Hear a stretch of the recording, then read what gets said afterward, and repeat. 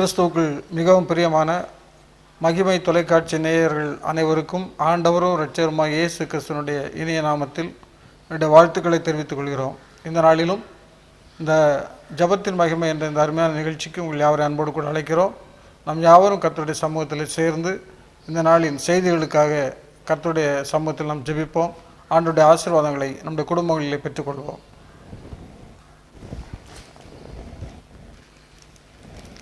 ஒரு மாணவனுடைய கண்டுபிடிப்பு,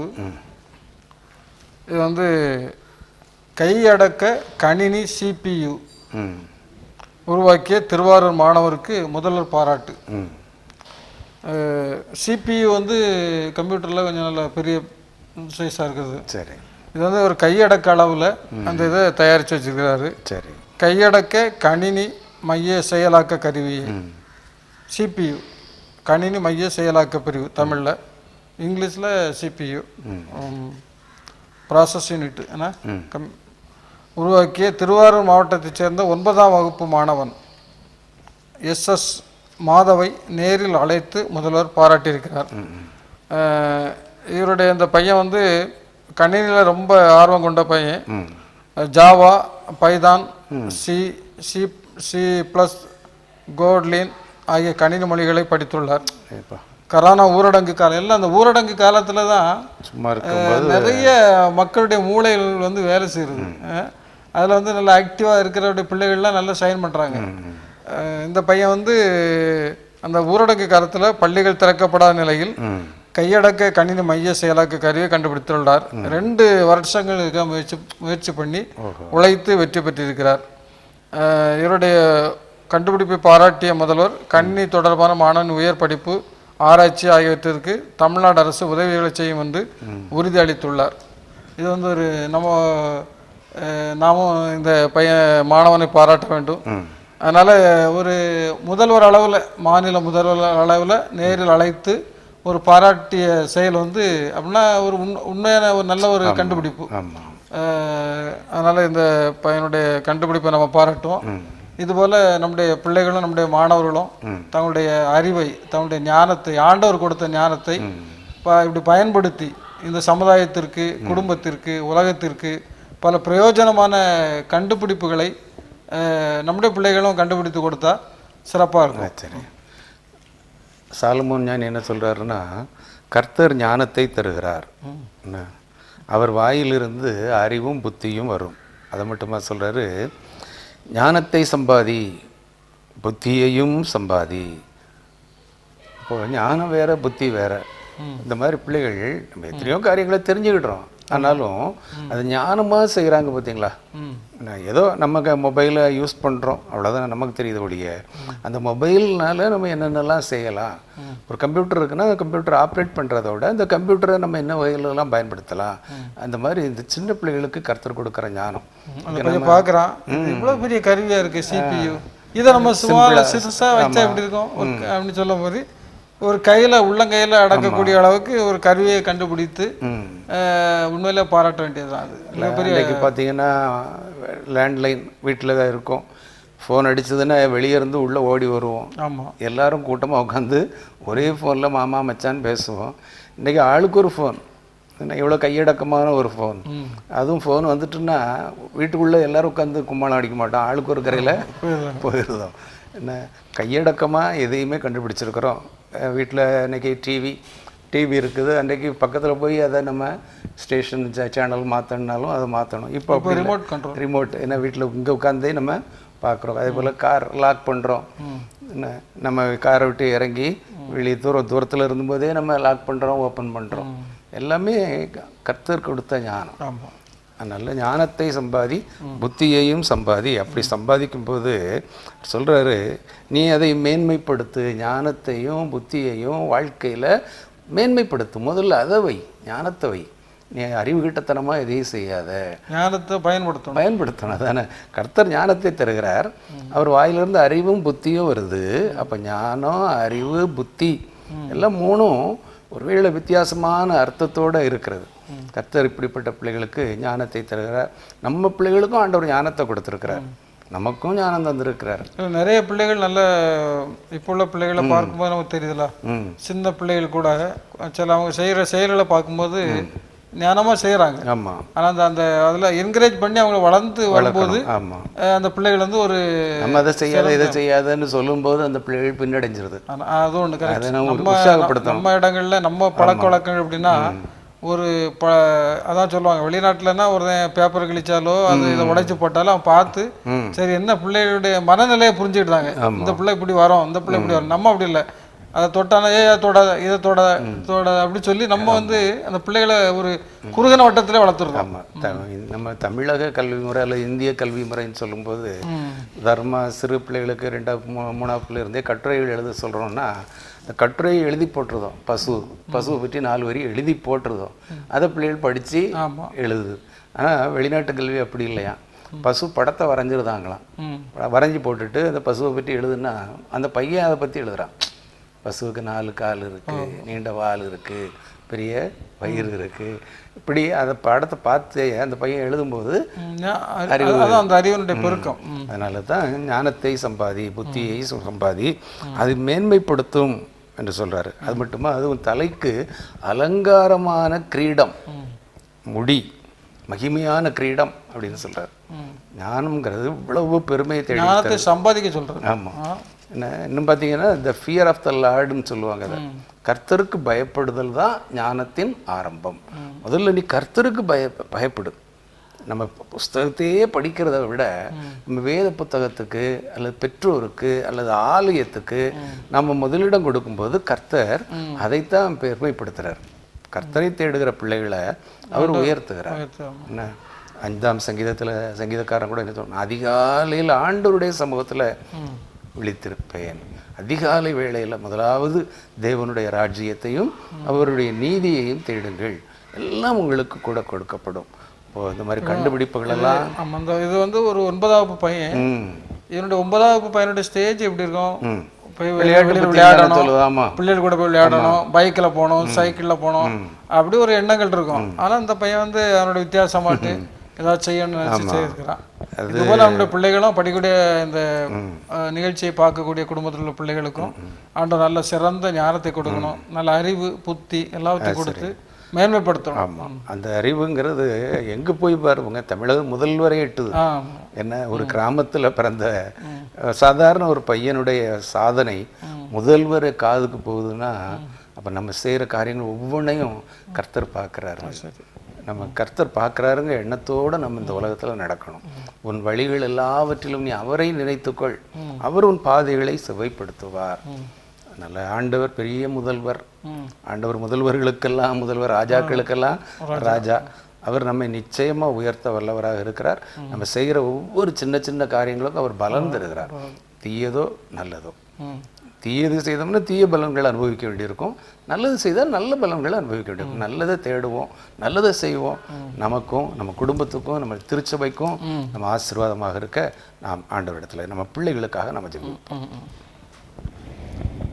கர்த்தருக்கு பயப்படுதலே ஞானத்தின் ஆரம்பம் என்று நீர் எங்களுக்கு கற்றுக் கொடுத்தீர்கள் சுவாமி. இந்த நாளிலும் ஆண்டவரே, உம்முடைய சமூகத்தில் நாங்கள் காத்திருந்து ஜெபிப்பதற்கு நீர் கொடுத்த நல்ல கிருபைகளுக்காக ஸ்தோத்திரம்.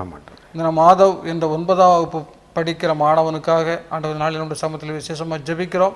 கர்த்தர் நீர் மகனுக்கு கொடுத்த நல்ல ஞானத்திற்காக நமக்கு நன்றி செலுத்துகிறோம்.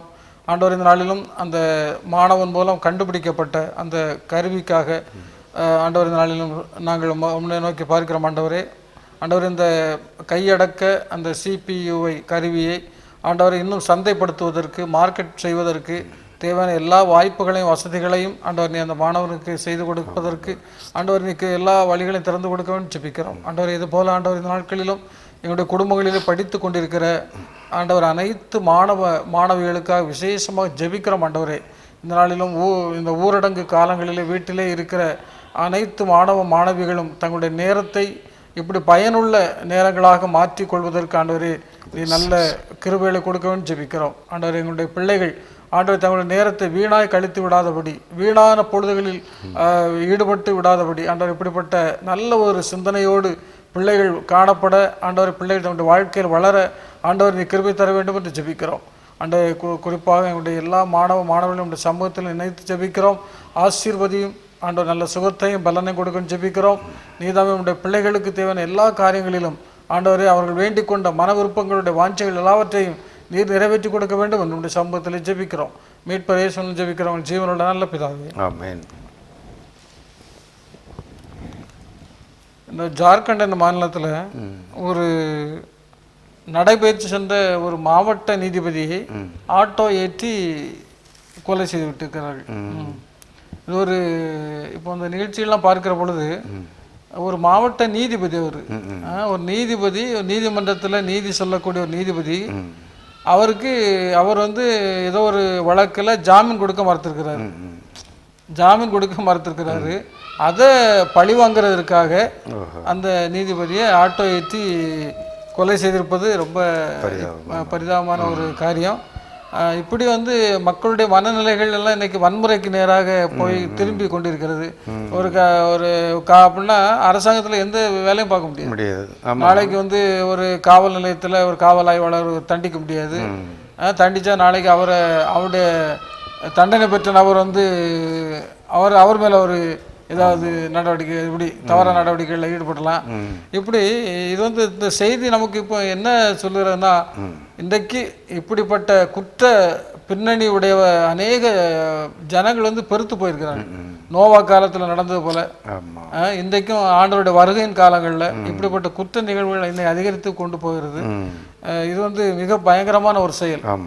இது வந்து இப்படிப்பட்ட காரியங்கள் வந்து இப்படிப்பட்ட செயல்கள் நடப்பது ஒரு நாட்டிற்கு வந்து நல்ல இது இல்லை. அதனால நம்ம இப்படிப்பட்ட காரியங்களுக்காக ஜெபம் பண்ணுவோம். கர்த்தருடைய சமூகத்தில் இப்படிப்பட்ட அநேக குற்றவாளிகள் இன்னைக்கு நிறைய பேர் வந்து பணத்திற்காக இப்படி கொலை செய்யக்கூடியவங்க நிறைய பேர் இருக்கிறாங்க. பணத்திற்காக எதையும் செய்யக்கூடிய நபர்கள் நிறைய இருக்கிறாங்க. அவர்கள்லாம் இன்னைக்கு ஆண்டோடைய சமூகத்தில் மனம் திரும்பி வந்தாச்சுன்னா நல்லா இருக்கும். சவுல் நம்ம சொல்றது போல அவரெல்லாம் மனம் திரும்பின ஒரு மிகப்பெரிய குற்றவாளி. அதுபோல இன்னைக்கு இப்படிப்பட்ட குற்றவாளிகளை மனம் திரும்பணும். இது வந்து ஜார்க்கண்ட் மாநிலத்தோடைய பெயர் வந்து ஆனந்த், உத்தம் ஆனந்த் நீதிபதி. அதிகாலை 5 மணி அளவு நடைபெற்றுக்கு போயிருக்கிறாரு. 1/2 கிலோமீட்டர் வீட்டிலிருந்து 1/2 கிலோமீட்டர் தொலைவில் சாலையில் சென்று கொண்டிருந்த பொழுது ஒரு வாகனம் மோதி படுகாயமடைந்து இரத்த வெள்ளத்தில் இருந்து அவர் இறந்து விட்டதாக இங்கே சொல்லப்பட்டிருக்கிறது.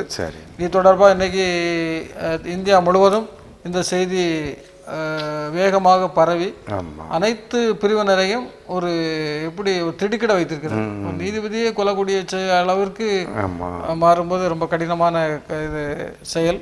பார்க்கும்போது சில வேளைகளில் பார்த்தீங்கன்னா ஆசிரியர்களையும் இந்த பிள்ளைகளும் ஆசிரியர்கள் கண்டிக்கும்போது அவர்களுக்கு விரோதமான செயல்களை செய்கிற பிள்ளைகளையும் நம்ம பார்க்கலாம். நிறைய இருக்கலாம். ஒரு சென்னையில் கூட ஒரு ஆசிரியை வந்து குத்தி மாணவர்களே ஒரு மாணவன் வந்து குத்தி கொடூரமான செயல் செய்கிறாங்க.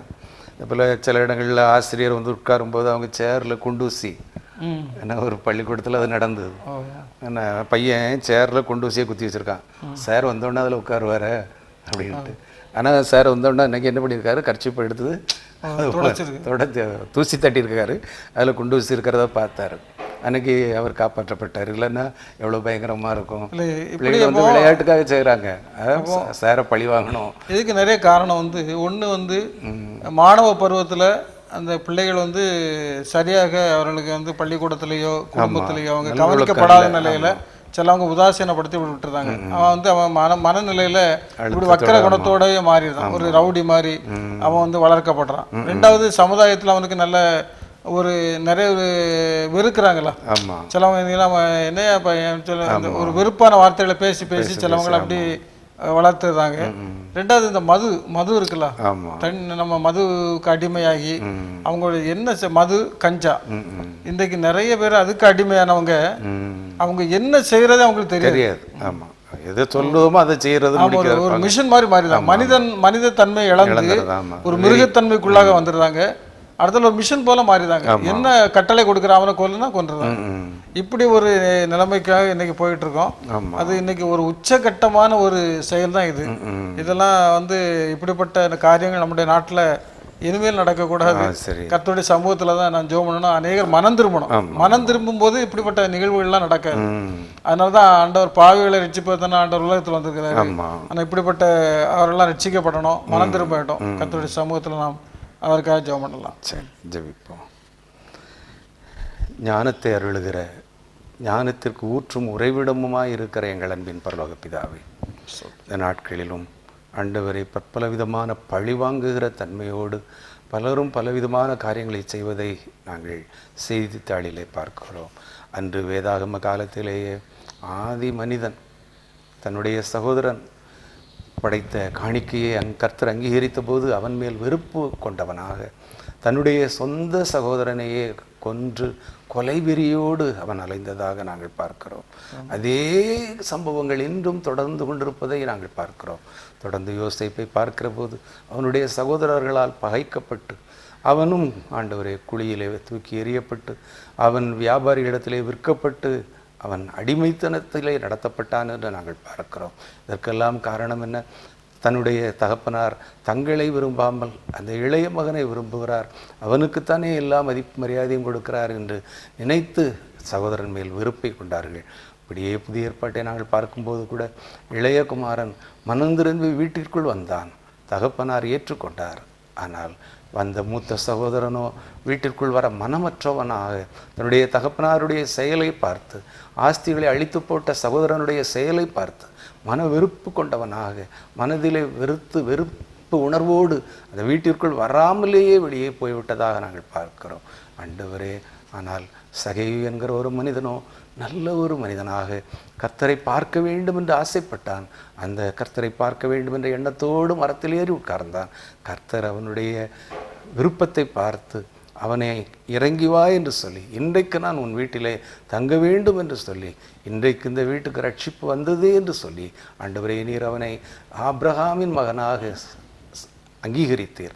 அதே போல் ஆண்டவரே எங்களுடைய பிள்ளைகள் நல்ல வழியிலே நடக்கத்தக்கதான கிருபை நீர்த்தார். ஒரு பக்கம் வெறுப்பு இருந்தாலும் இன்னொரு பக்கம் அங்கீகாரம் இருக்கிறது என்பதை உணர்ந்து கொள்ள நீர் உதவி செய்யும். இந்த நாட்களிலும் கூட கர்த்தாவே ஜார்க்கண்ட் மாநிலத்திலே ஆண்டவரே தனக்கு தீர்ப்பு வழங்கிய நீதிபதியை இரக்க குணமின்றி காட்டுத்தனமாக வெறித்தனமாக ஆண்டவரே தனக்கு கண் முன்னாக ஒருவன் துடிதுடித்து இறக்கின்ற ஒரு நிகழ்ச்சியை ஆட்டோவை ஏற்றி கொலை செய்ததாக நாங்கள் பார்க்கிறோம். இப்படிப்பட்ட கொலைவெறிகளெல்லாம் ஆண்டவரே மாறட்டும். ஆண்டவரே தன்னுடைய தவறுக்காகத்தானே இந்த தண்டனை என்பதை உணர்ந்து மனம் திரும்பத்தக்கதான கருவை நீர்த்தார் சாமி.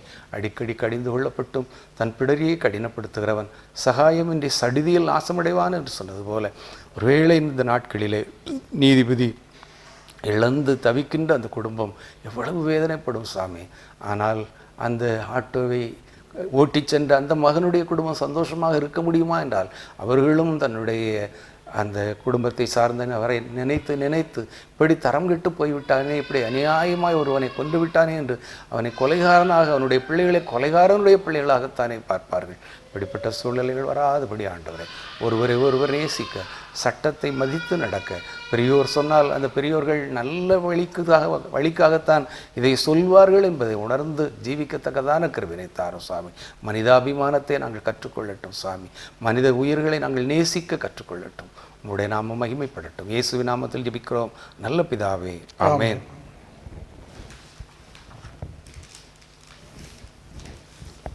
உலகில் மிகப்பெரிய நட்சத்திர நீலக்கல் இலங்கையில் கிணறு தோண்டும் போது கிடைத்திருக்கிறது.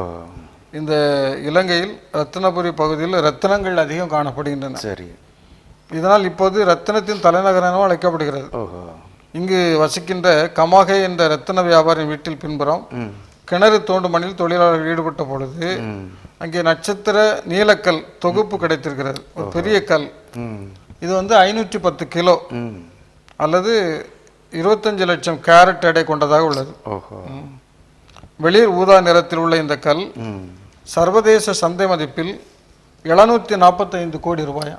ஒரு கல், நீலக்கல்லுடைய விலை 745 கோடி ரூபாய் இருக்கும் என நிபுணர்கள் தெரிவித்திருக்கிறார்கள். இது உலகத்தில் மிகப்பெரிய நட்சத்திர நீலக்கல். இது இன்னைக்கு இலங்கையில கண்டுபிடித்திருக்கிறாங்க. அது அவருடைய கிணறு தோண்டக்கூடிய இடத்துல பூமிக்குள்ள இந்த கல் இருந்திருக்கு.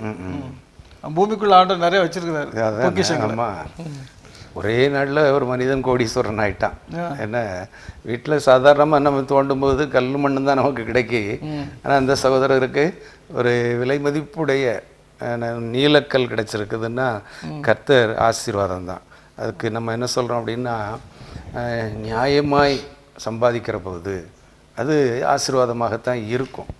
ஏன்னா ஆண்டவர் நம்மளை சுற்றி நிறைய நன்மைகளை வைத்திருக்கிறார். வருத்தத்தின் பலன் என்ன, நம்ம செய்கிற உழைப்புக்கு ஏற்ற பலனை அவர் தரக்கூடிய தெய்வனாகவே இருக்கிறார். அதனால் நம்ம செய்கிற இந்த அருமையான சகோதரருடைய வீட்டில் ஒரு சும்மா பொக்கிஷம் கிடைக்கும்னு தோண்டலை, கிணறு தோண்டணும் தோண்டி இருக்கிறாரு. அதிலிருந்து ஒரு பெரிய பொக்கிஷம் கிடைத்திருக்கு. ஆண்டவர் செய்ய வந்து இன்னைக்கு உள்ளபடி உலகத்துல வந்து பெரிய பலகத்தில் உலகத்திலேயே பெரிய நீலக்கல் என்பதுதான் என்னுடைய முக்கியமான செய்தி. அடுத்தல இவ்வளவு விலை 745 கோடி ரூபாய், 745 கோடி ரூபாய் ஒரு கல்லினுடைய விலை. அப்ப இவ்வளவு விலை மதிப்புள்ள பொக்கிஷத்தை ஆண்டவர் இன்னைக்கு பூமிக்குள்ள வச்சிருக்கிறாரு. நிறைய இருக்கு, அறிவினால கடலுக்குள்ள இருக்குது. ஆமா, கடல்ல எத்தனை பொக்கிஷம் இருக்கு. அறிவினாலே அறைகளில் அருமையும் இனிமையுமான சகலவித பொருட்களும் நிறைந்து இருக்கும். அவன் அறிவு உள்ளவனாக இருந்தா அந்த வீடு ஆசீர்வாதத்தின் வீடாக இருக்கும். நம்ம நல்லவனாக இருக்கும்போது, உத்தமனாக இருக்கும்போது, உத்தமனாய் நடக்கிறவன் பத்திரமாய் நடக்கிறான். அதனால் நம்ம உண்மையாக இருந்தோம்னா ஆண்டவர் நமக்கு பொக்கிஷ சாலையாகிய வானத்தை திறந்து கொடுப்பார். அதே போல் பூமியை திறந்து கொடுப்பார். அவருக்கு பேர் என்ன? அவர் நல்லவர், அவர் செய்ய நினைத்த காரியம் தடைபடாது. அதனால் ஆண்டவர் தடைபடாத ஆசீர்வாதங்களை தந்திருக்கிறாரு. நம்ம வந்து இந்த பூமியை ஒரு மண்ணாக பார்க்குறோம். ஆமாம், மேல்பரப்பு மண்ணாக தான். ஆமாம், ஆனால் உள்ள இப்படிலாம் செய்திகளை வாசிக்கும் பொழுது தங்கம் உள்ள நீர்வளம் இருக்கு, தங்கம் இருக்கு, வைரம், வைடூரியம், ஆமா, எல்லாமே பூமிக்குள்ள தானே கற்களும் உள்ளதானே இருக்கு. ஆமா, பூமிக்குள்ள இருக்கு. என்ன பெரிய அதெல்லாம் தங்கத்தெல்லாம் விடுங்க, இன்னைக்கு தண்ணீரை பாருங்க. தண்ணீர் சாதாரண தண்ணீர். இன்னைக்கு அந்த தண்ணீரை 1 லிட்டர் தண்ணீர் நம்ம 20 ரூபாய்க்கு காசு கொடுத்து வாங்க வேண்டிய சூழலில் ஆண்டவர் எல்லாத்தையும் நமக்கு பூமிக்குள்ள தந்திருக்கிறார். எல்லாத்தையும் அனுபவின்னு சொன்னார். இன்னைக்கு மனுஷன் இன்னைக்கு அதனால அவன் கீழ்ப்படியாமையினால அனுபவிக்க முடியாத நிலையில் இன்னைக்கு எல்லாம் விலை கொடுத்து வாங்குறான். தண்ணீரை விலை கொடுத்து வாங்குறான், காற்றை விலை கொடுத்து வாங்குறான், வெளிச்சத்தை விலை கொடுத்து வாங்குறான். இப்படிப்பட்ட ஒரு சூழ்நிலையில் இந்த கண்டுபிடிப்பை பார்க்கும்போது கடவுளுடைய படைப்பை வந்து நம்ம பார்க்க நினைக்க வேண்டியிருக்கு. அம்மா எவ்வளவு மேலானவர், இத்தனை உலகத்தை அருமையாக படைத்திருக்கிறார், நேர்த்தியாக படைத்திருக்கிறார். இன்னும் ஆண்டவர் ஆசீர்வாதம் நம்ம கையிலே வச்சிருக்கிறார். நம்ம அதை பயன்படுத்துவோம். கர்த்தருக்குள் குடும்பம் சந்தோஷமாக இருக்கும். ஜெபிப்போம். எங்களை நேசிக்கிற நல்ல ஆண்டவரே, இந்த நல்ல நேரத்திற்காக உங்களுக்கு நன்றி செலுத்துகிறோம். ஆண்டவர், இந்த நாளிலும் ஆண்டவர் நாங்களுடைய சமூகத்தில் ஜெபிப்பதற்கு நீர் கொடுத்த அந்த கிருபைகளுக்காக ஸ்தோத்திரம். ஆண்டவர், இந்த நாளில் ஆண்டவர் இலங்கை ஒரு செய்தியை நாங்கள் வாசித்தோம். இலங்கையில் ஆண்டவர் கிணறு தோண்டும் பொழுது 745 கோடி ரூபாய் மதிப்புள்ள ஒரு மிகப்பெரிய நீலக்கல் ரத்தின கற்களை கண்டுபிடித்ததாக நாங்கள் வாசிக்கிறோம். ஆண்டவர், ஆண்டவர், இந்த உலகத்தை நீர் படைத்த பொழுது வெறுமையாக படைக்கவில்லை. ஆண்டவர், இந்த உலகத்தை நீர் வெறுமையாக எங்களுக்கு படைத்து இந்த மனித குலத்திற்கு கொடுக்கவில்லை. ஆண்டவர், இந்த உலகத்திலே இந்த பூமிக்கு கீழே ஏராளமான பொக்கிஷங்களை, ஐஸ்வர்யங்களை ஆண்டவரை நீர் உருவாக்கி கொடுத்திருக்கிறீர் சுவாமி. ஆண்டவர், இந்த மனிதன் இந்த உலகத்தில் வாழ்வதற்கு தேவையான அத்தனை பொருட்களையும் ஆண்டவர் இந்த பூமிக்கு கீழே நீ வைத்திருக்கிறீர். நமக்கு ஸ்தோத்திரம். ஆண்டவரே, இவைகளை நாங்கள் சரியாக பயன்படுத்தி வாழ்வதற்கு ஆண்டவரின் நாட்களிலே நாங்கள் பிரயாசப்பட்டு கொண்டிருக்கிறோம். ஆண்டவர், நாங்கள் முயற்சி செய்து கொண்டிருக்கிறோம். ஆண்டவரே, ஆண்டவர், நீர் தந்த இந்த ஆசீர்வாதங்களுக்காக நன்றியோடு கூட துதிக்கிறோம். ஆண்டவரே, நீர் தந்த இந்த அருமையான மகிமையான காரியங்களுக்காக நன்றியோடு கூட ஸ்தோத்திரம் செலுத்துகிறோம். ஆண்டவரே, ஆண்டவரே, நாங்கள் உம்மை ஆண்டவரை நினைத்து வாழ்கின்ற பிள்ளைகளாக ஆண்டவரை அனுதினமும் வாழ்ந்து என்னுடைய ஆசீர்வாதங்கள் என்னுடைய சமூகத்தில் பெற்றுக்கொள்ள ஆண்டவரே கர்த்தர் கிருபை செய்து ஜெபிக்கிறோம். பூமியும் அது நிறைவும் கர்த்தருடையது என்ற உடைய வேத வாசனை வார்த்தையின்படி ஆண்டவரே, இந்த பூமி எல்லாம் உம்முடையது சுவாமி. பூமி உம்முடைய சமூகம் உம்முடைய ஐஸ்வர்யத்தால் நிறைந்து காணப்படுகிறது. ஆண்டவர், இந்த ஐஸ்வர்யங்களை நாங்கள் பெற்று இந்த உலகத்திலே ஆண்டவரை சந்தோஷமாய் வாழ்வதற்கு ஆண்டவர் நீர் கொடுத்த நல்ல கிருபைகளுக்காக ஸ்தோத்திரம். ஆண்டவரே, நாங்கள் எக்காலத்திலும் எந்த சூழ்நிலையிலும் எங்கள் தெய்வமாகிய ஆண்டவரை இந்த உலகத்தில் மகிமைப்படுத்தி வாழக்கூடிய சாட்சிகளாக வாழ்வதற்கு ஆண்டவரே நீர் எங்களுக்கு கிருபை தர வேண்டும் என்று ஜெபிக்கிறோம். ஆண்டவரே, நாங்கள் நன்றி மறந்தவர்களாய் வாழ்ந்து விடாதபடி நன்றி உள்ளவர்களாய் உங்களுடைய சமூகத்தில் வாழ்வதற்கு ஆண்டவரே நீர் எங்களுக்கு கற்றுத்தர வேண்டும் என்று ஜெபிக்கிறோம். ஆண்டவரே, இயேசுவின் ஜெபிக்கிறோம் நல்ல பிதாவே, ஆமென். ஒரு 100 நாள் வேலையில் கரூர் நம்முடைய தமிழ்நாட்டில் கரூர் அருகே உள்ள செட்டிப்பாளையம் அமராவதி தடுப்பணை இதில் உள்ள பூங்காவை சீரமைக்கும் பணியில் ஒரு 71 பேர் அவர்கள் ஈடுபட்டிருக்கிறார்கள். சரி. அப்பொழுது அப்பகுதியில் வேப்ப மரத்தில் கூடு கட்டியிருந்த 100க்கும் மேற்பட்ட விஷ வண்டுகள் பறந்து வந்து அவர்களை தாக்க தொடங்கியிருக்கிறது. அதில் எல்லாரும் ஓடிட்டாங்க. அதில் ஒரு மாற்றுத்திறனாளியான கார்த்தி, 47 வயது தான். அவர் இந்த விஷ வண்டுகள் கடித்ததில் மயங்கி விழுந்திருக்கிறார். அவங்கள மருத்துவமனை கொண்டு போயிருக்கிறாங்க. ஆனால் அந்த மருத்துவமனையில் ஒரு சிகிச்சை பலனின்றி இறந்து விட்டதாக செய்தி சொல்லப்பட்டிருக்கிறது. இதில் வந்து விஷ வண்டுகள் தாக்கி ஒருவர் இன்னைக்கு உயிரிழந்திருக்கிறார். இப்படி கொடிய விஷ ஜந்துக்கள்லாம் இன்னைக்கு நிறைய இருக்குது. விஷ வண்டுகள் இருக்கு, போகும்போது பாம்புகள்லாம் இருக்கு. இவைகளெல்லாம் வந்து தாக்கும் பொழுது மனிதனுக்கு ஒரு மிகப்பெரிய ஆபத்து இருக்கிறது. அப்போ இந்த ஆபத்துகள் வந்து இன்னைக்கு நிறைய பேர் காடுகளில் பணிபுரிகிறாங்க. நிறைய பேர் ஃபாரஸ்ட் உள்ள போய் நிறைய பேர் நிறைய வேலைகளில் ஈடுபடுறாங்க. அரசாங்க வேலைகள், சொந்த வேலைகள், தங்களுடைய பிழைப்புக்கு எடுத்த காரியங்கள், இதுக்காக இன்னைக்கு வனப்பகுதிகளில் நிறைய பேர் போகிறாங்க. அப்போ நிறைய அங்கே உள்ள இப்படிப்பட்ட விஷ வண்டுகள், விஷ ஜந்துக்கள் நிறைய இருக்கிறது. இவைகளெல்லாம் தப்பி அவங்க வந்து தங்களுடைய வாழ்க்கையை நடத்திக்கிட்டு இருக்காங்க. நம்முடைய இந்திய தேசத்தில் பார்ப்போம்னா பழங்குடி மக்கள் நிறைய வாழ்றாங்க. சில இப்போ நம்மளாம் நல்ல ஆண்டு நல்ல வசதி தந்திருக்கிறாரு. ஒரு 1/2 கிலோமீட்டர் போயாச்சுன்னா பஸ்ஸில் ஏறி எங்கேனாலும் போயிட்டு வந்துருந்தோம். அன்றைக்கு ஒரு செய்தியை பார்த்தோம். ஒரு மலை கிராமத்திலிருந்து அவங்க கீழே இறங்கி வரணும்னா கிட்டத்தட்ட 5-6 கிலோமீட்டர் கீழே இறங்கி வந்தால் தான் ஒரு ஜாமானை வாங்கி முடியும். அவங்க தங்கியிருக்கக்கூடிய இடங்கள்ல எந்த வசதியும் கிடையாது, ஜாமானோ எதுவும் கிடையாது. ஒரு சின்ன காரியத்துக்கு இறங்கணும்னா கூட 5 கிலோமீட்டர் கீழே, 5-6 கிலோமீட்டர், இப்படி நிறைய பகுதிகள் நம்முடைய இந்தியாவில் இருக்கு. நிறைய பழங்குடி மக்கள் நிறைய.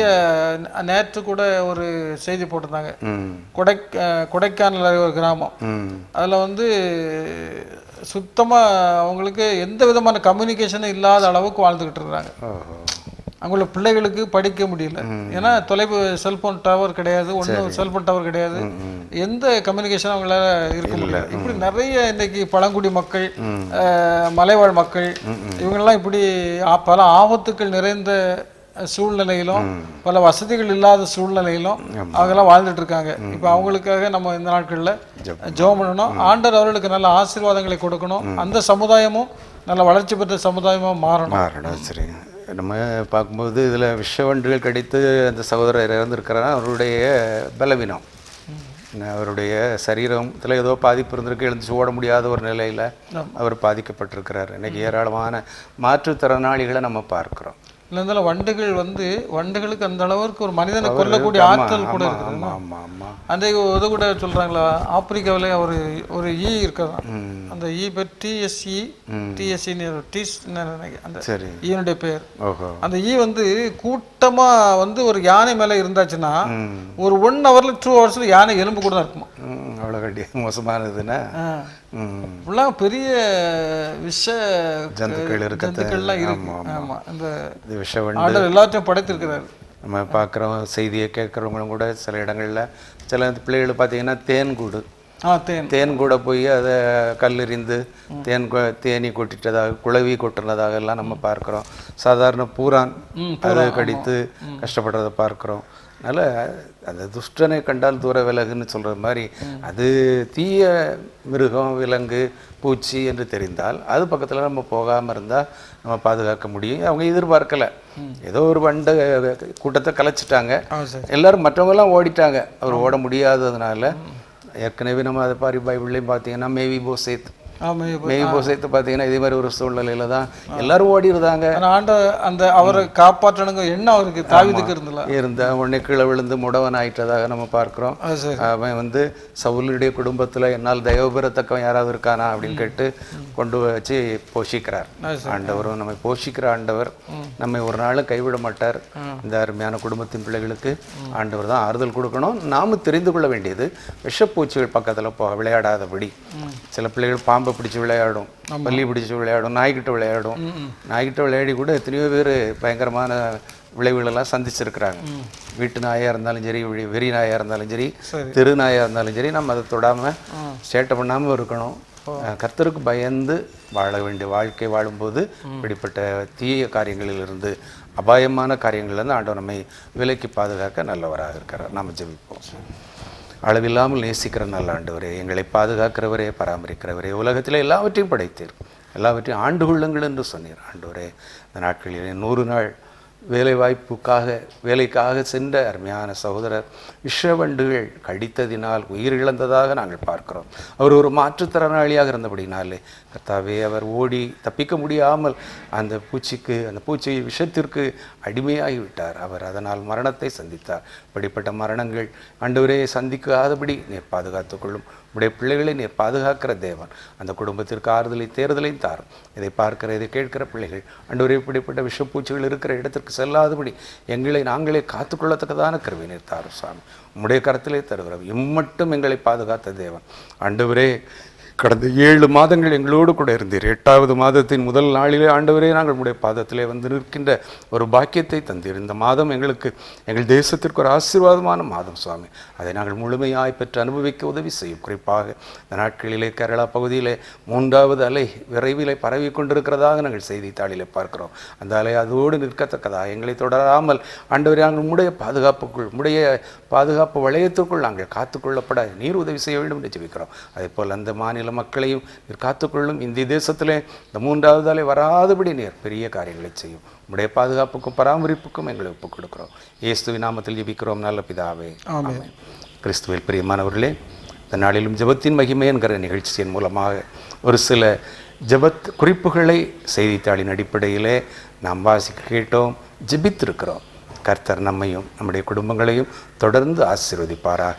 மீண்டும் அடுத்த வாரம் இதே நேரம் நாங்கள் உங்களை சந்திக்கிறோம். நன்றி, வணக்கம்.